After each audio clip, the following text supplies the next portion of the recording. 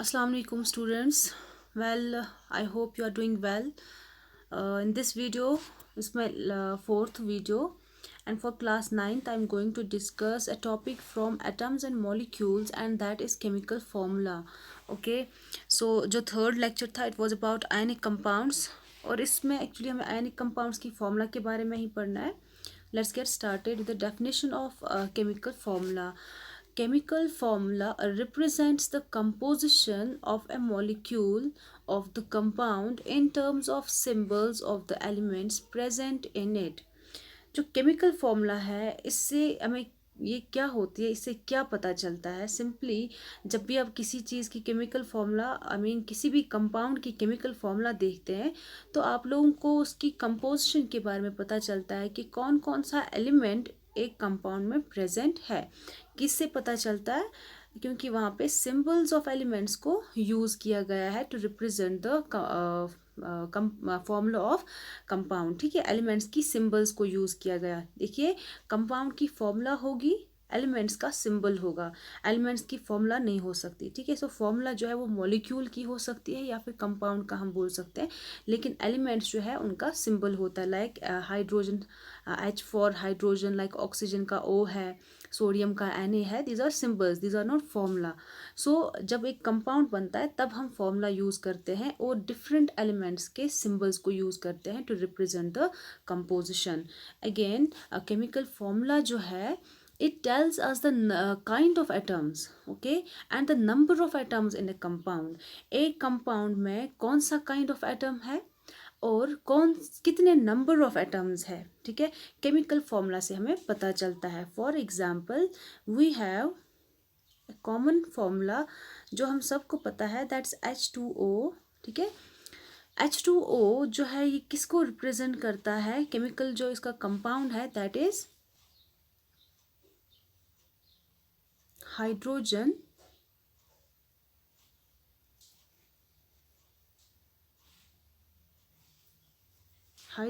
Oxide. Okay, so this is hydrogen oxide. तो formula देख के आपको पता चला it consist of 2 atoms of hydrogen, ठीक है, and 1 atom of oxygen. Total इसमें कितने एटम्स है? 3 एटम्स है. दैट मीन्स केमिकल फॉर्मूला को देख के ही आपको ये पता चला कि जो हाइड्रोजन ऑक्साइड कंपाउंड है it consist of 2 atoms of hydrogen and 1 atom of oxygen. ठीक है, नाउ H2O, आप बोलोगे कि what is this hydrogen oxide? Water is the common name of this hydrogen oxide. So actually ये chemical name है इसका and this water is the common name of hydrogen oxide. और ये वाटर फिर हमें पता है ये कौन सा कंपाउंड है, कितना यूजफुल है. That is a second topic. यहाँ पे आपको ये सिर्फ पता करना है कि फॉर्मूला देख के आपको किस किस चीज़ के बारे में पता चलता है. ठीक है, नाउ हमें यहाँ पे फॉर्मूला ही पढ़ने हैं. तो कैसे इनका नाम देना है जब हम फॉर्मूला लिखते हैं या कोई कंपाउंड जब बनता है उसका नाम कैसे रखना है. सो हम यहाँ पे naming of simple ionic compound पढ़ेंगे और naming of simple molecular compound पढ़ेंगे. जो मेरा थर्ड वीडियो था उसमें मैंने आयनिक कंपाउंड्स को अच्छे से एलॉबरेट करके आपको पढ़ाया कि कैसे आयनिक कंपाउंड्स बनते हैं. ठीक है, सो आयनिक कंपाउंड्स जो है they are formed by the combination between metals and non metals. So ionic compounds के बारे में मेन इंफॉर्मेशन जो है वो ये है कि मेटल्स एंड नॉन मेटल्स के बीच में बॉन्डिंग होती है तब जाके आयनिक कंपाउंड्स बनते हैं. For example you have sodium chloride. देखिए, आपको पता है मेटल जो है वो हमेशा इलेक्ट्रॉन्स लूज करता है. ओके, और जो नॉन मेटल है लाइक यहाँ पे क्लोरीन है, नॉन मेटल इसको गेन करना है. दैट्स वाई ये बॉन्ड बनता है, क्योंकि अगर मेटल को इलेक्ट्रॉन लूज करके स्टेबिलिटी मिलती है तो नॉन मेटल को इलेक्ट्रॉन गेन करके स्टेबिलिटी मिलती है.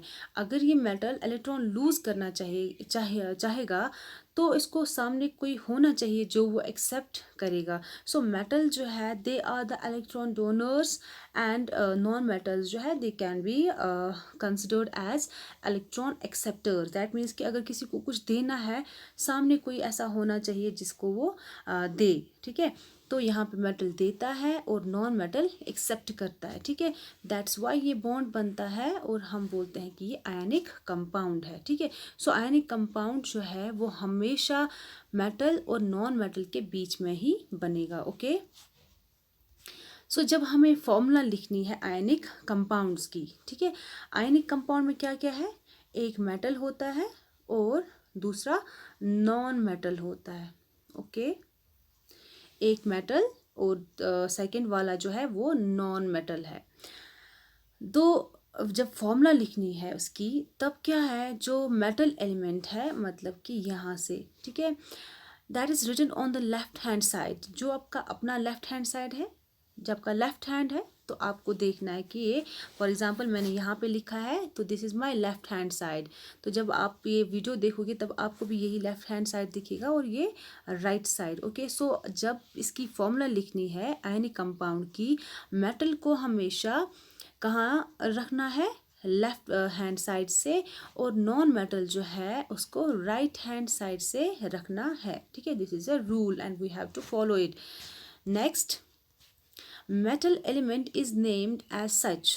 ठीक है, मेटल एलिमेंट जो होता है उसका नाम तो सीधे ही रखा जाता है. Okay, I will prove it by, I will explain it by using some examples. So non metal जो है उसको क्या ऐड किया जाता है, IDE ऐड किया जाता है.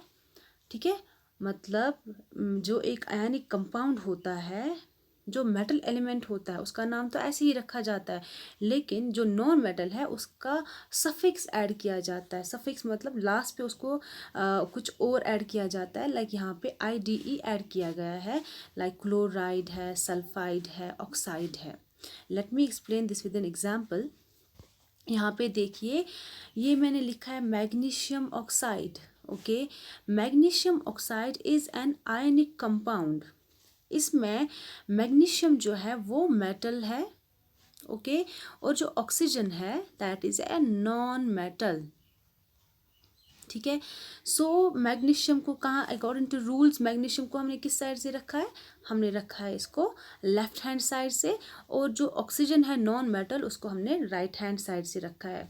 दूसरा रूल जो है, हमें मेटल को एज सच नाम देना है. एज सच मतलब जो इसका नाम है वही, लाइक इसका नाम मैग्नीशियम है तो हमने मैग्नीशियम ही रखा, लेकिन जो नॉन मेटल है उसको हमने IDE ऐड कर दिया और बाकी सारा रिमूव कर दिया. So it becomes magnesium oxide. I hope you are getting me. So this is magnesium oxide. Okay, one more example, it's sodium oxide. Again, sodium is metal and this oxygen is non-metal. Okay, so this is metal and यहाँ पे किस side से है, left hand side से है, और जो oxygen है वो नॉन मेटल है एंड ये राइट हैंड साइड से लिखा है.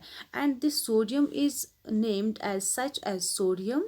नाम चेंज नहीं किया है, बट ये ऑक्सीजन जो है उसको IDE ऐड किया है, so it becomes sodium oxide. Now आप ये सोचते होंगे ये 2 कहाँ से आया, ये सेकंड टॉपिक में आप पढ़ोगे, इसके बाद वाला टॉपिक है उसमें आपको पढ़ना है. फिलहाल आप सिर्फ ये वाले याद रखोगे, बट फॉर्मूला से और एक चीज़ पता चली आपको कि ये जो सोडियम ऑक्साइड है इसमें 2 एटम्स ऑफ सोडियम है एंड 1 एटम ऑफ ऑक्सीजन है. I hope you are getting me. One more example, sodium chloride. Sodium is metal here and it's chlorine, it's a non-metal. Okay, तो that means electron इसने इसको दे दिया है and this is the electron acceptor. Now हम यहाँ पे naming actually पढ़ रहे हैं. सो मेटल जो है it's put on the left hand side and chlorine on the right hand side. And while naming sodium जो है it's written as such as sodium, but जो क्लोरीन है being a non metal IDE इसके नाम के साथ add किया गया है. So it becomes sodium chloride. Okay, so again one more example, it's copper sulfide. Okay, again at IDE ठीक है।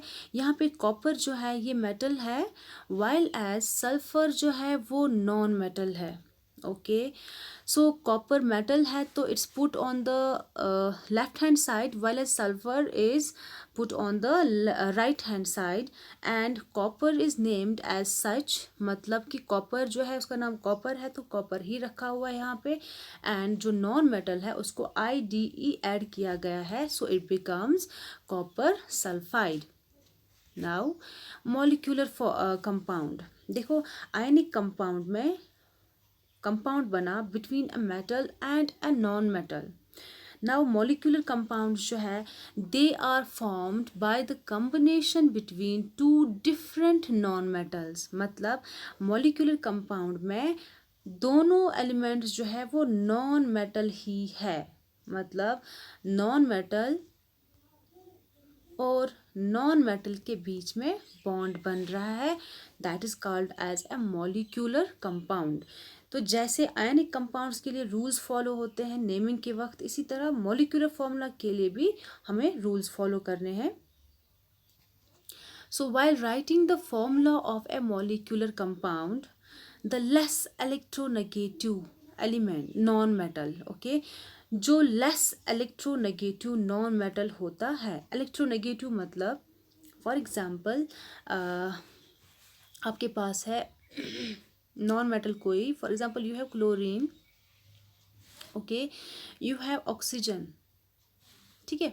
देखो जो क्लोरीन है इसका एटॉमिक नंबर जो है इट्स 17, दैट मीन्स इसको सिर्फ एक इलेक्ट्रॉन चाहिए ताकि ये 18 जैसी कॉन्फ़िगरेशन अटेन करेगा। 18 जैसी क्यों करनी है, क्योंकि इसका नियरेस्ट नोबल गैस जो है दैट्स आर्गॉन, उसकी जो इलेक्ट्रॉनिक कॉन्फ़िगरेशन है दैट इज़ स्टेबल, उसका ऑक्टेट कंप्लीट है, दैट्स वाई इसको आर्गॉन जैसा इलेक्ट्रॉनिक कॉन्फ़िगरेशन चाहिए। सो ऑक्सीजन का नियरेस्ट नोबल गैस भी आर्गॉन है, सॉरी नियॉन है, ओके, लेकिन नियॉन तक पहुंचने के लिए ऑक्सीजन का जो एटॉमिक नंबर है इट्स 8, सो इसका जो नियरेस्ट नोबल गैस है दैट इज़ नियॉन, तो वहाँ तक पहुंचने के लिए इसको 2 इलेक्ट्रॉन्स की ज़रूरत है। सो जो क्लोरीन है, क्लोरीन के लिए ईजी है to get 1 electron, but for oxygen chlorine के कंपैरिजन में थोड़ा सा ज़्यादा है, ठीक है, उसको ज़्यादा एनर्जी चाहिए ये इलेक्ट्रॉन गेन करने की। दैट मीन्स हम क्या करेंगे, नॉन मेटल्स अगर हम देखेंगे जो इलेक्ट्रॉन एक्सेप्टर्स है वो तो एक्सेप्ट करते हैं, लेकिन किसी की जो टेंडेंसी होती है वो ज़्यादा होती है इलेक्ट्रॉन को एक्सेप्ट करने की, ठीक है, तो ये क्लोरीन के पास है। फॉर एग्जांपल हमारी क्लास में 2 स्टूडेंट्स हैं, student A and B. Student A जो है फॉर एग्जांपल उसको 30 में से 29 मार्क्स आए हैं, और जो बी है उसको 30 में से 25 या 8 मार्क्स आए हैं, ठीक है।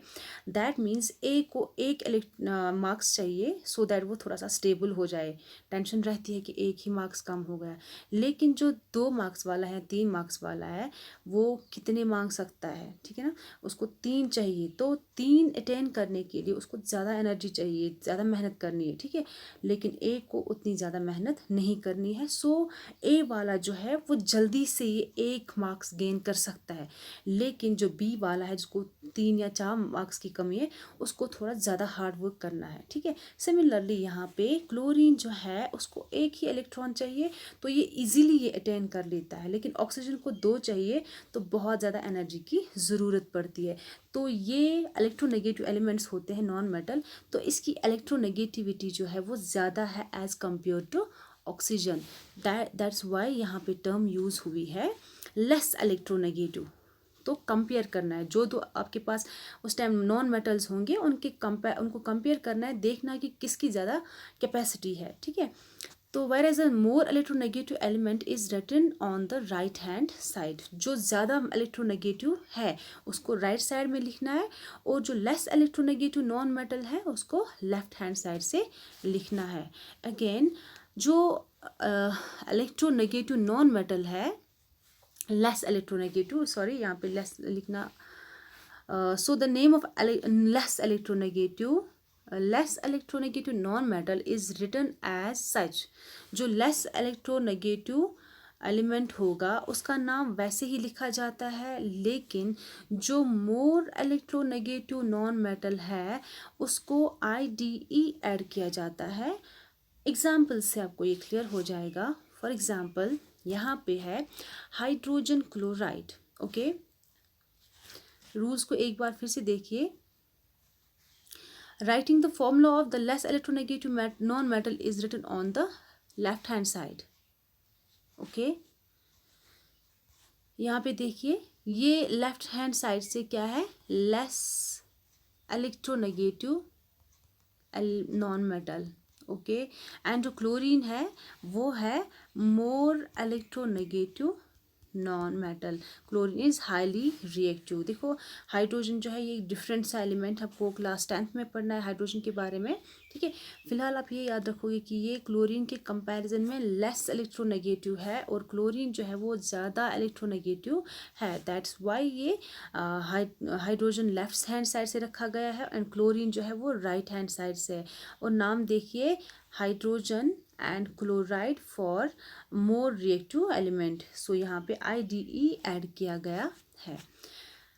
अगेन यहाँ पे देखिए ये हाइड्रोजन जो है this is a non metal, again this sulphur it's a non metal, और सल्फाइड जो है सल्फर जो है इसको IDE ऐड किया गया है। So while naming this compound you have to remember it. आप लोगों को हाइड्रोजन सल्फर नहीं बोलना है बल्कि हाइड्रोजन सल्फाइड बोलना है। Similarly we have carbon monoxide. Carbon monoxide का मतलब है, मोनो का मतलब है एक, मतलब कि एक तो कार्बन है और एक ऑक्सीजन मॉलिक्यूल एटम है, ठीक है। सो कार्बन मोनोऑक्साइड जो है ये मोनो इसको यहाँ पे प्रीफिक्स ऐड किया है to represent the number of atoms जो यहाँ से मोर रिएक्टिव या मोर इलेक्ट्रोनेगेटिव नॉन मेटल है उसका कितना नंबर है वो। फॉर एग्जांपल यहाँ पे देखिए ये दोनों जो है नॉन मेटल्स है, यहाँ पे कार्बन जो है for this and oxide for oxygen and di for this two, मतलब कि यहाँ पे डाई ऑक्साइड है 2 टाइम्स ऑक्सीजन है, ठीक है। So this is the formula for carbon dioxide. इससे आपको पता चलता है कि कितने एटम्स ऑफ ऑक्सीजन है एंड कितने कार्बन है, ठीक है। Again, this is a molecular compound and this is a non-metal, तो ये भी नॉन मेटल है, ठीक है। It's a less electronegative element, it's a more electronegative element, ठीक है। तो carbon represents for this and chloride for chlorine and this tetra it represents 4, that means carbon tetrachloride से ये पता चला आपको नाम से कि एक तो कार्बन एक है और टेट्राक्लोराइड मतलब कि क्लोरीन जो है वो 4 टाइम्स है, ठीक है। बाकी ये 4 कहाँ से आता है ये आपको नेक्स्ट टॉपिक में पढ़ना है। सो आई होप ये वाला टॉपिक आपको समझ आया होगा। अल्लाह हाफिज़।